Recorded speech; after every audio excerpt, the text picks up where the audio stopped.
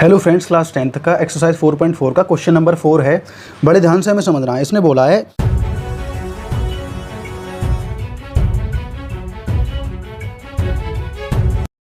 It is following the situation possible if so determine their percentage. The sum of age of two friends is 20 years. 4 year ago the product of their age in year was 48। तो इसे हमें ध्यान से समझना है। इसने बोला है क्या ऐसी स्थिति संभव है, यदि है तो दोनों की हमें आयु निकालनी है, मतलब वर्तमान एज निकालनी है। किस कंडीशन में?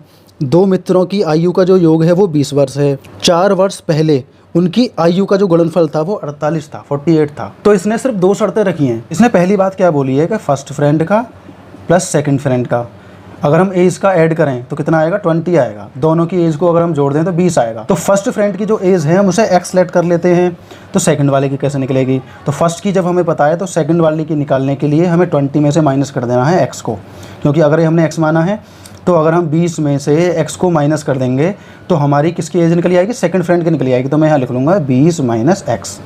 इस तरीके से सेकंड फ्रेंड की एज निकल आती है हमारी। तो पहली सिचुएशन हमने समझी। दूसरा इसने बोला है कि 4 साल पहले वाले एज की हमें गुणा करनी है, तो कितना आएगा? 48 आएगा। तो इस सिचुएशन को हमें समझना है। तो सबसे पहले हमें लिखना है वर्तमान एज कितनी है उनकी। तो वर्तमान एज फर्स्ट वाले की है x और सेकंड वाले की है 20 माइनस एक्स। तो ये हमने वर्तमान की देखी। फिर इसने बोला है 4 साल पहले। तो मैंने आपको पहले भी बोला था 4 साल पहले या कितने भी साल पहले बोले उतनी हमें घटा देनी है। इसमें से हम 4 घटा देंगे और इसमें से भी हम 4 घटा देंगे। तो ये सिचुएशन हमारी आ जाएगी x माइनस 4। ये ऐसा का ऐसा रहेगा और ये हो जाएगा हमारा 16 माइनस एक्स। इसमें इतना फ़र्क आएगा। अब ये हमारी कब की आई? 4 साल पहले की आई। इसने क्या बोला है? 4 साल पहले वाली एज में ही। बड़े ध्यान से हमें समझना है, कभी हम गड़बड़ कर दें। हमें प्रेजेंट एज में नहीं, 4 साल पहले एज में ही हमें बताना है। 4 साल पहले वाली एज का अगर हम गुणनफल करें तो इसने बोला है इन दोनों की एज का जो गुणनफल आया है वो कितना आया है? 48 आया है। तो 2 सिचुएशन है हमारे सामने। एक तो है प्रेजेंट एज और एक क्या है? 4 साल पहले वाली एज। तो हमें जो गुणनफल बताना है, इसने जो गुणनफल बताया है 48, ये 4 साल पहले वाली एज का बताया है। तो हमें प्रेजेंट एज का नहीं बताना है, हमें बताना है 4 साल पहले वाली एज का। तो ध्यान रखना, सिचुएशन जो है वही हमें बतानी है। तो अब हम इक्वेशन बनाते हैं। एक्स की करेंगे 16 में, 16 एक्स आ जाएगा। एक्स की करेंगे एक्स में माइनस का एक्स की घात 2 और एक्स की करेंगे 16 में, तो ये आ जाएगा 16 चौका 64। ये आ जाएगा हमारा माइनस का 64 और ये आ जाएगा माइनस का प्लस का 4x। अब ये आ जाएगा 48। इसके बाद में ये माइनस का है, इसे पहले लिख लेते हैं हम। इसके बाद में ये x हो गया, ये x हो गया, तो ये हो जाएगा हमारा प्लस का 20x माइनस का 64। ये इधर आकर ये भी माइनस का हो जाएगा 48 इक्वल टू 0। अब हमें क्या करना है? सबसे पहले एक बार और सॉल्यूशन करना है।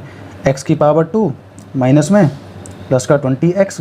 अगर हम इन्हें कंपेयर करते हैं तो ये भी माइनस है, ये भी माइनस है, ये प्लस हो जाएगा। 8 4 12, 6 4 10 और 1 11 माइनस का 112 इक्वल टू 0।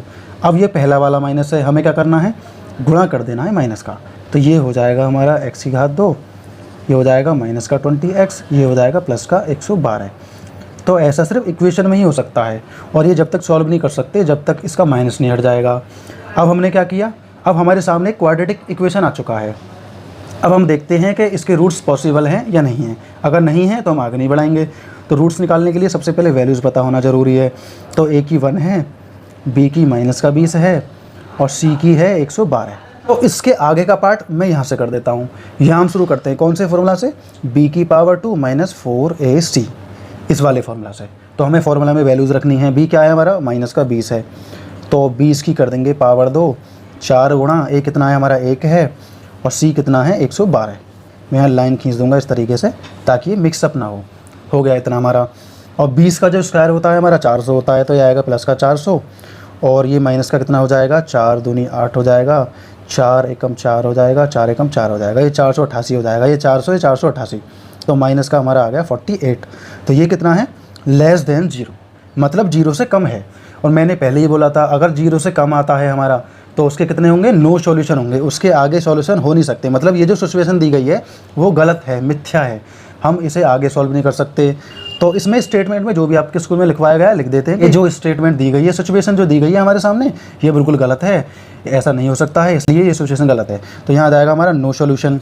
तो ये हमारा यहीं पर कंप्लीट हो जाता है। तो ये आपके समझ में आया होगा। ठीक तरीके से सिचुएशन को समझना है, उसके बाद सॉल्व करना है, उसके बाद में समीकरण बनाना है, द्विघाती उसके बाद में ए और बी और सी की वैल्यू रखने के बाद में फिर हमें सॉल्व कर देना है। तो यहाँ हमारा 0 से कम आया है, इसलिए हम आगे नहीं बढ़ेंगे। तो ये क्वेश्चन हमारा इतना ही था, ये क्वेश्चन यहीं पर कंप्लीट हो जाएगा हमारा।